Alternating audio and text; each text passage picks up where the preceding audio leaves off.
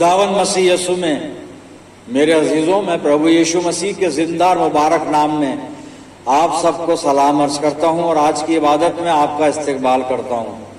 अजीजों, मैं हमेशा अपनी दुआओं में आपको याद रखता हूं और आप सबके लिए दुआ करता हूं कि खुदावंद खुदा का फजल आप सबको हमेशा महफूज रखे।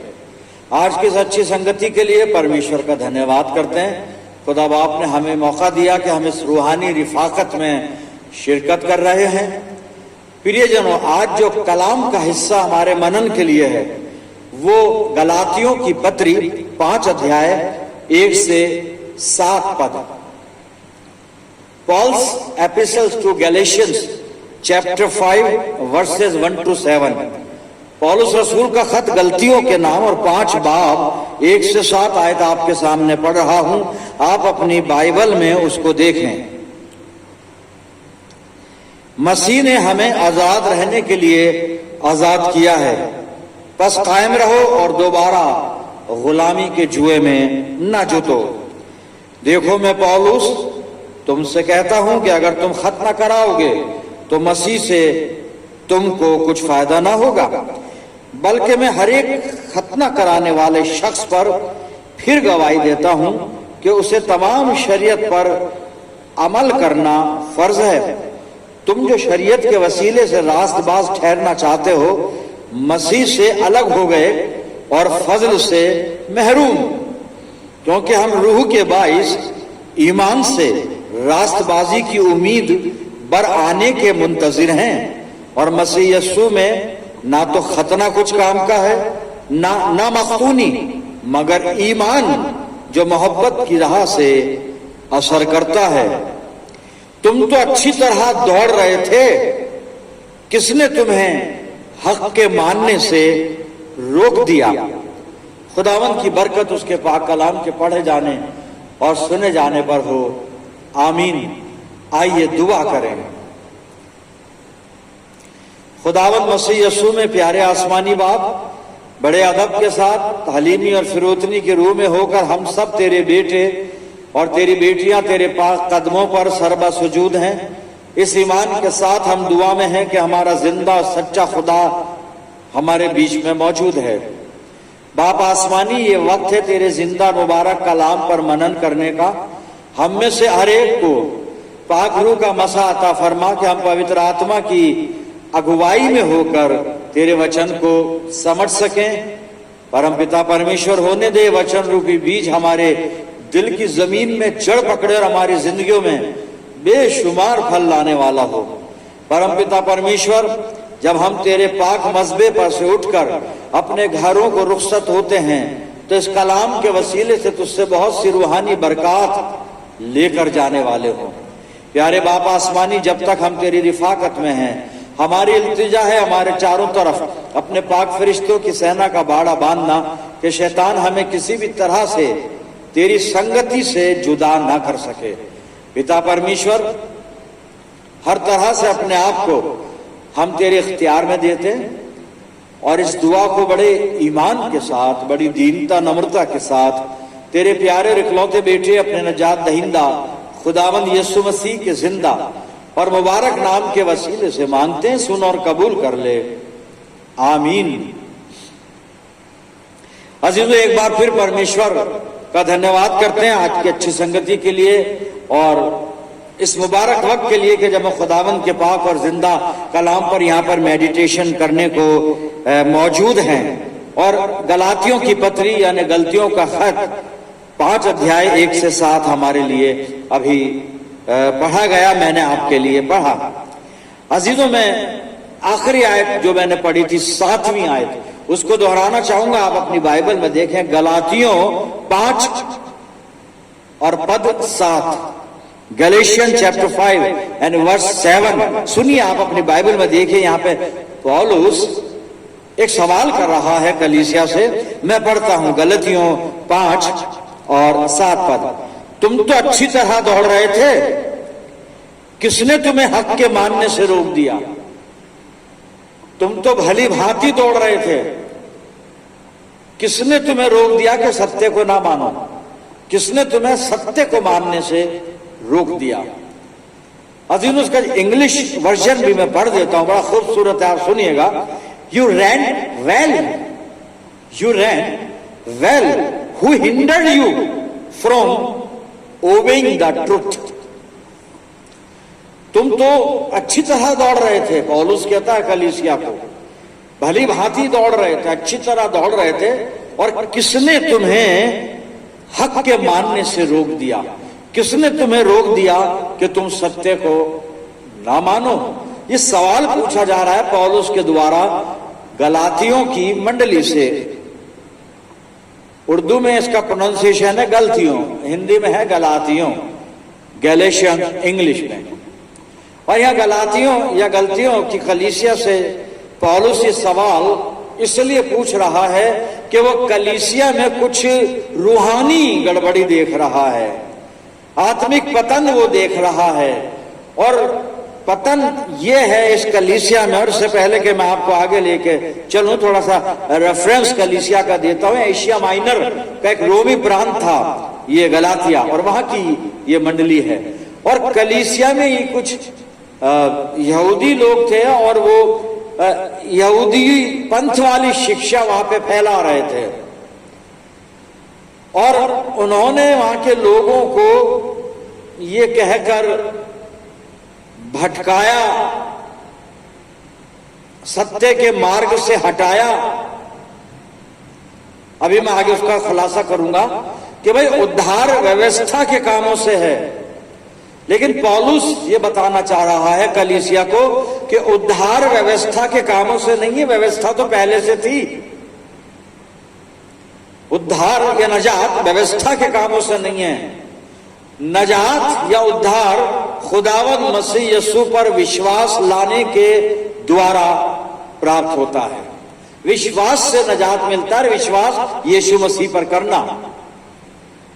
लेकिन कलीसिया कुछ लोगों के द्वारा भटकाई जा रही थी, और सत्य से उनको भटकाया जा रहा था, सच्चाई से उनको हटाया जा रहा था, और उनका ध्यान व्यवस्था की बातों की तरफ, और वो बातें जो मसीह विश्वास में शोभा नहीं देती, महीनों का मानना, दिनों का मानना, समय का मानना। हम में से बहुत से लोग ऐसा करते हैं। बड़ी मुकर्रर तारीखें होती हैं हमारी, इन तारीखों पर दुआ रखते हैं, कभी मरे हुए के नाम से दुआ रखते हैं।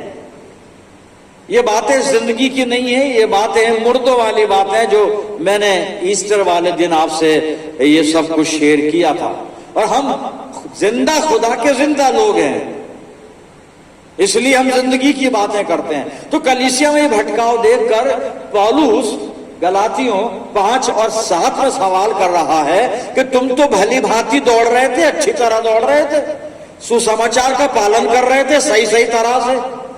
जो यीशु मसीह का सुसमाचार पौलुस कह रहा है कि हमने तुम्हें सुनाया, उसका पालन कर रहे थे, उस पर चल रहे थे। लेकिन अब मैं देख रहा हूं कि तुम उससे भटक कर कहीं और किसी और बातों की तरफ रुजू लाते हो, रुजू करते हो, ध्यान देते हो, यानी तुम भटक गए हो। और इसी कारण पौलुस ने सवाल किया इस 7वें आयत में जो मैंने दोहराई थी कि तुम तो अच्छी तरह दौड़ रहे थे, किसने तुम्हें हक के मानने से रोक दिया? यू रैन वेल, फिर दोहरा रहा हूं मैं, who hindered you from obeying the truth, कि तुम सत्य को ना मान। हिंडर्ड बड़ा अच्छा शब्द, हिंडर्ड। हिंडर्ड का एक्चुअली में जो ग्रीक वर्ड बाइबल में आया है एनाकोप्टो है, और इसका मतलब जो होता है वो ये होता है कि ये आर्मी टर्म है, ये मिलिट्री टर्म है ये। और मिलिट्री टर्म में ये एनाकोप्टो जो वर्ड है, इसका मतलब ये है कि दुश्मन की राहों में बाधा खड़ी करना, दुश्मन के रास्तों को खराब करना। दुश्मन जिस रास्ते से आएगा उस रोड को, उस मार्ग को तोड़ देना, या वो जिस ब्रिज पर से आएगा, पुल पर से आएगा, उस ब्रिज को ढा देना या तोड़ देना। ये एनाकोप्टो इसका मतलब ये है। हिंडर्ड इसका इंग्लिश अनुवाद किया गया है, यानी बाधा पहुंचाना, एक बाधा खड़ी कर देना, रोक देना। वही बात पौलुस कर रहा है कि तुम तो भली भांति दौड़ रहे थे, किसने तुम्हें हक के मानने से रोक दिया? और मालूम है पौलुस को कि कुछ लोग हैं कलीसिया में जो सीधे साधे अच्छे लोगों को, जो यीशु मसीह के पीछे चलना चाहते हैं, उन्हें भटकाते हैं, उन्हें गलत शिक्षा देते हैं, उन्हें गलत बातों को मानने के लिए प्रेरित करते हैं, उत्साहित करते हैं, उन पर दबाव भी डालते हैं कई बार। पौलुस बड़े भारी मन से सवाल पूछ रहा है कि किसने तुम्हें हक के मानने से, यानी सत्य के मानने से रोक दिया? भाई अच्छी तरह दौड़ रहे थे, यू रैन वेल, अच्छी तरह चल रहे थे, प्रभु यीशु मसीह के सुसमाचार में बढ़ रहे थे, आत्मिक जीवन में बढ़ रहे थे, रूहानी जिंदगी में तुम्हारे तरक्की नजर आ रही थी, लेकिन अब तुम रूहानी बातों को छोड़कर दुनियावी बातों की तरफ, या वो बातें जो नजात से ताल्लुक नहीं रखती, तुम उनकी तरफ खींचे जा रहे हो। मेरे अजीजों, ये कलीसिया है, अच्छी तरह दौड़ रही थी, भली भांति दौड़ रही थी, पर रुकावट आ गई, बाधा आ गई, अब लोग अच्छी तरह नहीं दौड़ रहे हैं। गैलेशियंस, मैं गलातियों की बात कर रहा हूं। लेकिन अब जब हम ये पद पढ़ रहे हैं, इस पद पर मेडिटेशन कर रहे हैं, तो थोड़ी देर के लिए अपनी जिंदगियों पर गौर करें, क्या हम अच्छी तरह दौड़ रहे हैं, भली भांति दौड़ रहे हैं? दौड़ने का मतलब पैरों से नहीं भाग रहे हैं। प्रभु यीशु मसीह की पहचान में बढ़ने को पौलुस दौड़ना कहता है। पिता परमेश्वर की संगति और उसके विश्वास के प्रेम में बढ़ने को पौलुस दौड़ना कहता है। इसीलिए वो कह रहा है कि तुम तो भली भांति दौड़ रहे थे, किसने तुम्हें रोक दिया कि सत्य को ना मानो? किसने तुम्हें रोक दिया? Who hindered you from obeying the truth? Who hindered you? और पौलुस को मालूम है कि लोग कलीसिया में ही है, ये कलीसिया में ही है। हमारी मंडलियों की एक जो बदनसीबी रही है हमारी कलीसियाओं की, ज्यादातर ऐसा होता है कि वो किसी का मिसरा है कि इस घर को आग लग गई घर के चिराग से। बाहर के लोग हमें इतना नुकसान नहीं पहुंचाते जितना अंदर के लोग कलीसिया को खराब कर देते हैं। बिल्कुल सत्य है साहब ये। लेकिन पौलुस फिर भी कलीसिया को सावधान करना चाहता है कि तुम भली भांति दौड़ रहे थे, भटक गए हो, लेकिन अब वो भटकाव या भटकना छोड़कर वापस अच्छी तरह दौड़ना शुरू करो। तो ये आयत हमारे सामने आज खुदा बाप ने रखी है। क्या हम ईमान की दौड़ में अच्छी तरह दौड़ रहे हैं? क्या हम भली भांति दौड़ रहे हैं? क्या हम यीशु मसीह की पहचान में, उसके प्रेम में, उसके ज्ञान में, उसके अनुग्रह में अच्छी तरह तरक्की कर रहे हैं? आत्मिक जीवन में अच्छी तरह आगे बढ़ रहे हैं? हम अपने आप को जांचें, अपने आप को परखें। शायद कुछ लोग मेरी बात सुनकर कह रहे होंगे कि अरे पास्टर, हम बहुत मजबूत लोग हैं हम, और हमें कोई भटका नहीं सकता, हम अच्छी तरह दौड़ रहे हैं, हमें कोई नहीं वर्गला सकता, हमें कोई नहीं बहका सकता। सब ऐसा मत सोचिएगा। एक हवाला पढ़ने जा रहा हूं, उसको सुन लीजिए। पौलुस की पहली पत्री कुरिन्थियों के नाम 10 अध्याय और 12 पद पौलुस कहता है, पहला कुरिन्थियों 10:12 में, इसलिए जो समझता है मैं स्थिर हूं, जो समझता है मैं स्थिर हूं। उर्दू वर्जन में लिखा है, जो ये समझता है कि मैं कायम हूं, जो समझता है मैं स्थिर हूं, वो चौकस रहे कि कहीं गिर ना पड़े। क्योंकि जो अपने आप को स्थिर नहीं समझ रहे हैं ना, वो फिर भी बच जाएंगे।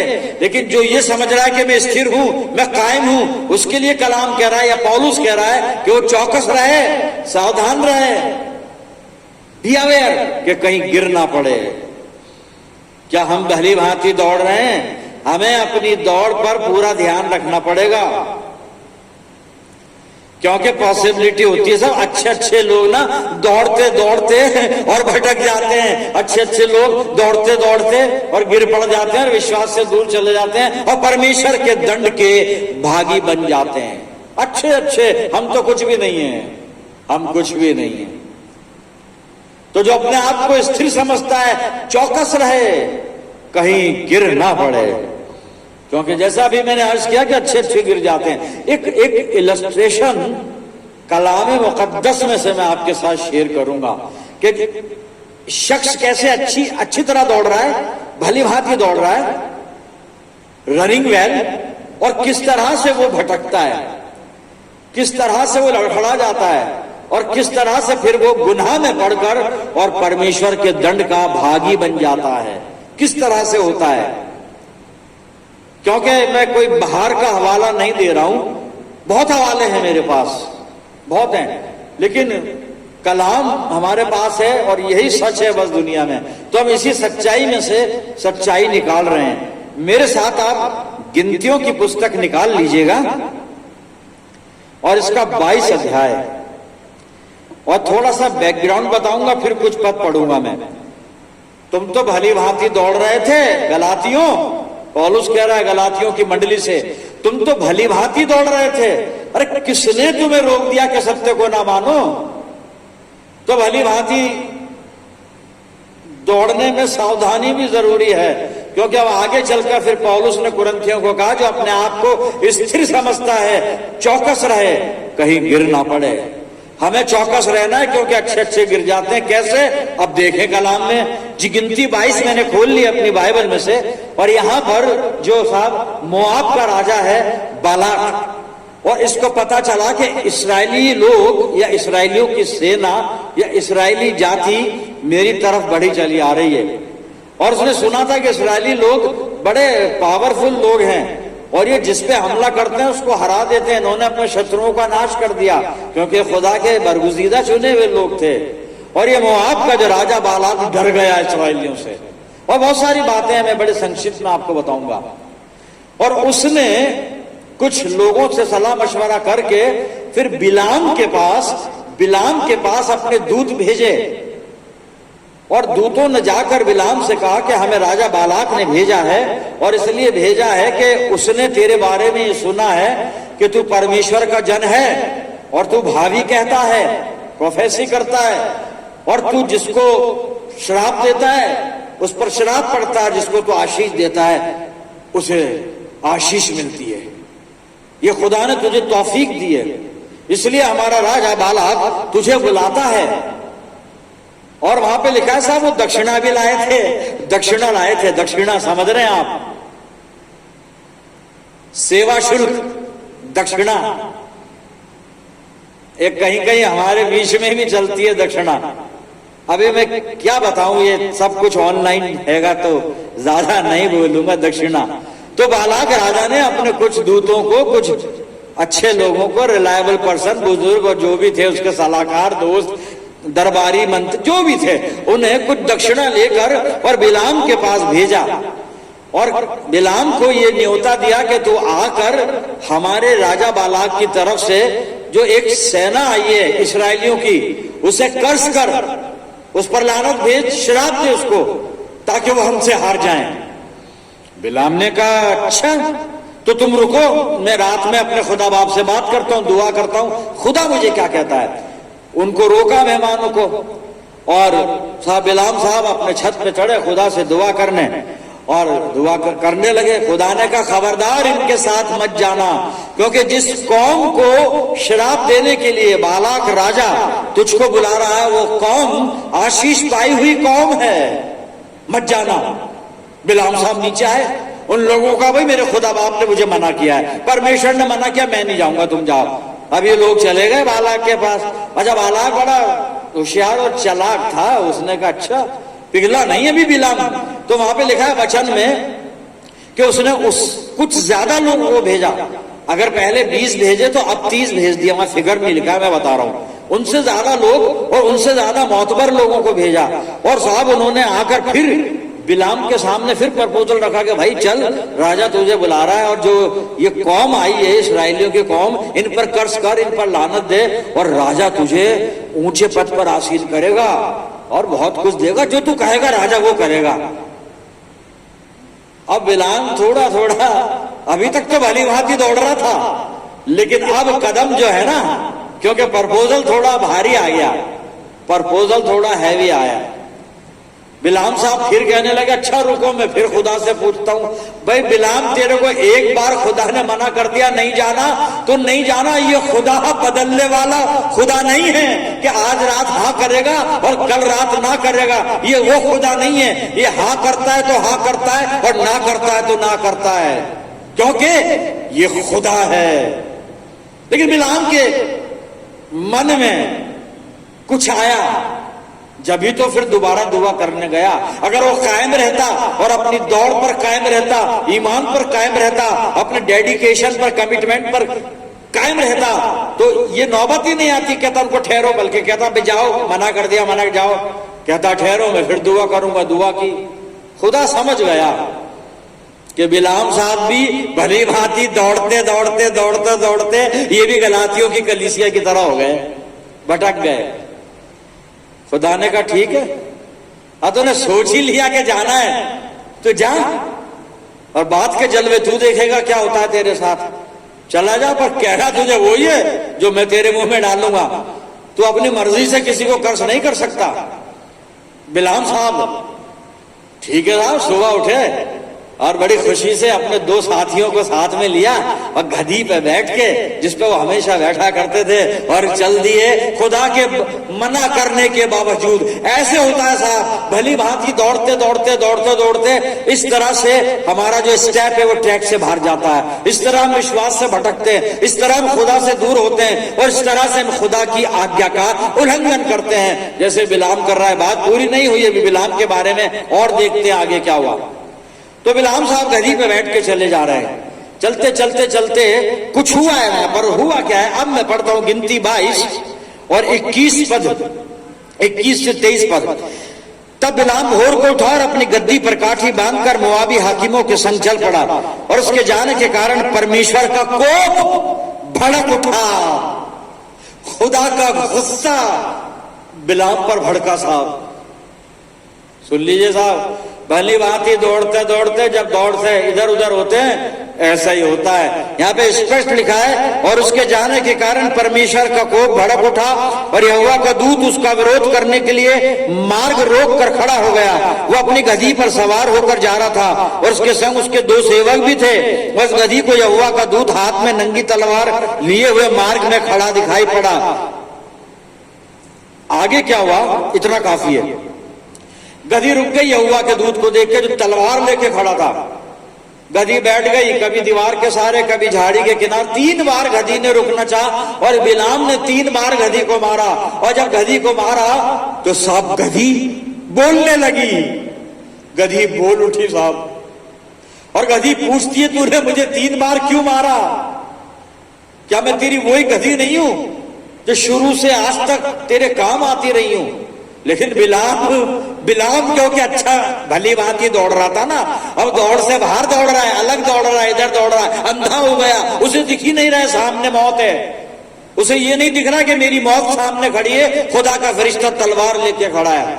तो ये बातचीत चल रही है, बातचीत चल रही है। इसके आगे मैं आ रहा हूं, गिनती 22 और 31 से 33 पद पढ़ूंगा। सुनिए माजरा क्या है वहां पे। खुदा का कोप उस पे भड़का ना बिलाम पे।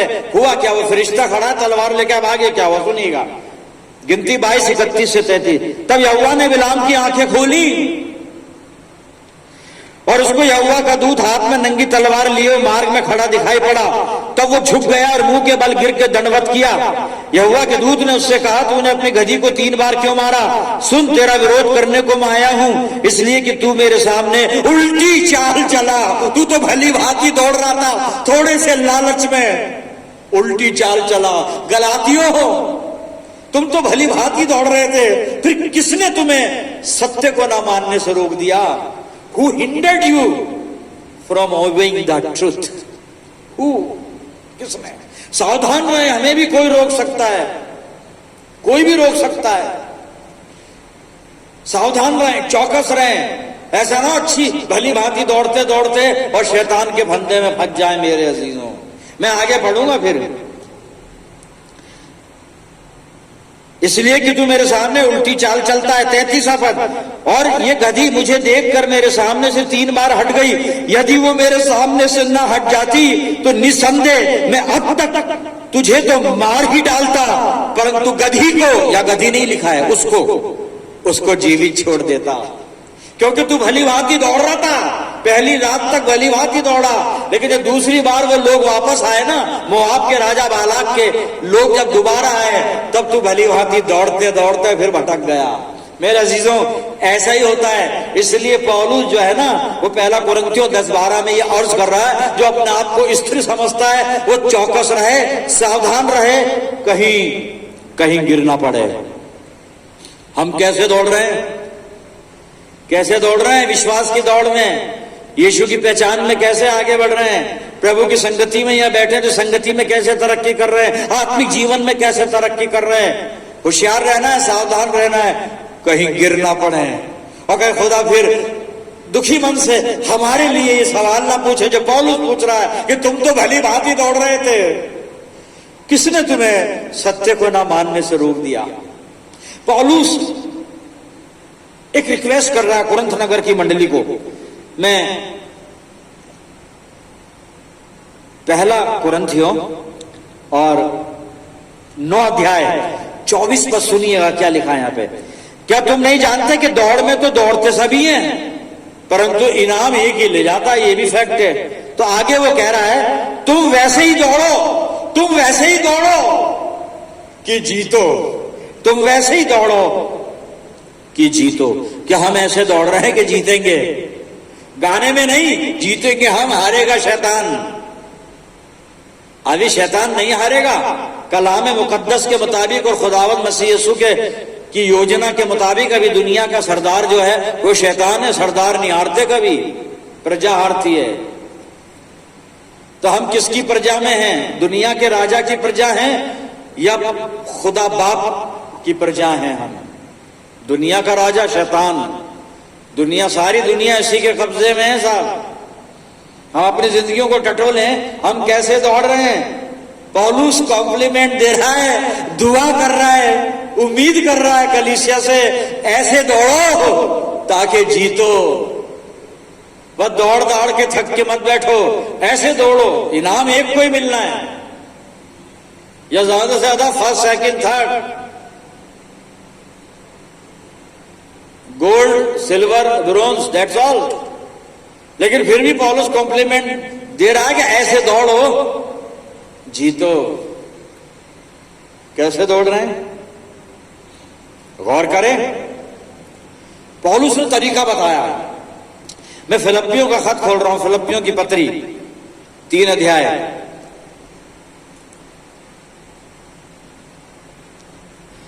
और फिलिप्पियों 3 में 13-14 पद में पढ़ रहा हूं, सुनिए। हे भाइयों, पौलुस बता रहा है अब कैसे दौड़ो, वैसे ही दौड़ो जीतो। दौड़े बिल्कुल तैयार है, लेकिन कुछ टिप्स पौलुस दे रहा है। फिलिप्पियों की पत्री 3 अध्याय और 13-14 पद। हे भाइयों, मेरी भावना ये नहीं कि मैं पकड़ चुका हूं, परंतु केवल ये एक काम करता हूं कि जो बातें पीछे रह गई हैं उनको भूलकर आगे की बातों की ओर बढ़ता हुआ निशाने की ओर दौड़ा चला जाता हूं, निशाने की ओर दौड़ा चला जाता हूं, ताकि वो इनाम पाऊं जिसके लिए परमेश्वर ने मुझे मसीह यीशु में ऊपर बुलाया है। इस दुनिया से ऊपर बुलाया है, दुनिया के लेवल से ऊपर बुलाया है, दुनिया के स्तर से, जो कि सांसारिक स्तर है, उससे ऊपर बुलाया है। निशाने की तरफ, लक्ष्य की तरफ, एक डेस्टिनेशन है, एक टारगेट है, एक लक्ष्य है। पौलुस कह रहा बस उसकी तरफ दौड़ा चला जाता हूं। हम किसकी तरफ दौड़ रहे हैं भाई? किसकी तरफ दौड़ रहे हैं? ईमानदारी से पूछो अपने आप से, हम किसकी तरफ दौड़ रहे हैं? कलीसिया में कोई ऊंचा पद चाहिए, उधर दौड़ रहे हैं, या मैं पास्टर हूं तो मेरी दौड़ किधर है कि मुझे भी कोई ऊंचा पद मिल जाए? हम किसकी तरफ दौड़ रहे हैं? पास्टर कमेटी में कोई ऊंचा पद मिल जाए? किसकी तरफ दौड़ रहे हैं? कहां दौड़ना है? हमारा लक्ष्य क्या है? एक ही लक्ष्य है मेरे अजीजों, एक ही डेस्टिनेशन है, एक ही टारगेट है। मसीही जीवन का एक ही उद्देश्य है, एक ही, बस उधर ही दौड़ना है। और किधर दौड़ना है? आइए, आखिरी हवाला इब्रानियों की पत्री 12 अध्याय और 1 और 2 पद में आपके सामने पढ़ूंगा। इब्रानियों 12 1 और 2 सुनिएगा, कैसे दौड़े, किस तरह दौड़े और डेस्टिनेशन या लक्ष्य क्या है, सुनिएगा। इब्रानियों 12 1 2। इस कारण जबकि गवाहों का ऐसा बड़ा बादल हमको घेरे हुए है, तो आओ हर एक रोकने वाली वस्तु और उलझाने वाले पाप को दूर करके वो दौड़ जिसमें हमें दौड़ना है, धीरे से दौड़ें। और दूसरा पद कहता है, और विश्वास के कर्ता और सिद्ध करने वाले यीशु की ओर, यीशु की ओर, यीशु की ओर ताकते रहे। विश्वास के कर्ता और सिद्ध करने वाले यीशु की ओर ताकते रहें, जिसने आगे बहुत कुछ लिखा है, लेकिन ताकना किसको है? यीशु मसीह को। प्रियजनों, खुदा बाप करे हमारी आंखों के सामने हमारा यीशु मसीह हमेशा विद्यमान रहे। यही हमारा लक्ष्य है, यही हमारा उद्देश्य है, यही हमारी मंजिल है, हमारा प्रभु यीशु मसीह। परमेश्वर पवित्र आत्मा के द्वारा हमारी अगुवाई करे कि हम अपने डेस्टिनेशन से हटे नहीं, उस लक्ष्य से भटके नहीं, भली भांति दौड़ें, भली भांति दौड़ें। प्रियजनों, आइए प्रभु से सामर्थ हासिल करें, दुआ करें।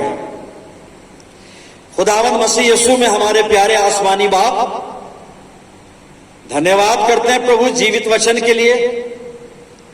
पिता परमेश्वर, तूने हमें मसीह विश्वास में आगे बढ़ने का तरीका समझाया, सिखाया। प्रभु जी, हमारी आत्माओं को तूने एक बार फिर से जागृत किया, बेदार किया कि हम अपनी दौड़ में भली भांति दौड़ें। परम पिता परमेश्वर, हम सब प्रार्थना करते हैं, हमें पाक रूह की ऐसी रहनुमाई अता फरमा कि खुदावंद हम तेरे कलाम को अपने दिलों में रखते हुए भली भांति दौड़ते रहें और अपने लक्ष्य की ओर निशाना लगा के रखें, प्रभु यीशु मसीह की ओर ताकते रहें। परम पिता परमेश्वर, मैं दुआ करता हूं जितने लोग इस प्रार्थना में मेरे साथ सम्मिलित हैं, इन सब अजीजों पर तेरी शफकत, रहमत और बरकत का साया हमेशा बना रहे। परम पिता परमेश्वर, हम सब मिलकर पूरे आलम के लिए दुआएं खैर करते हैं। प्रभु जी, सब पर अपना फजल कर। प्रभु जी, अपनी जिंदगियों को हम तेरे अधिकार में देते हैं और ये दुआ तेरे प्यारे इकलौते बेटे, अपने निजात देने वाले, जीवन देने वाले प्रभु यीशु मसीह के जिंदा और मुबारक नाम के वसीले से मांगते हैं। सुन और कबूल कर ले, आमीन। अब हमारे प्रभु यीशु मसीह का अनुग्रह, पिता परमेश्वर का प्रेम, पवित्र आत्मा की सहभागिता हम में से हर एक के साथ, हमारी सब कलीसियाओं के साथ और तमाम ईमानदारों के साथ अब से लेकर हमेशा तक होती रहे, आमीन।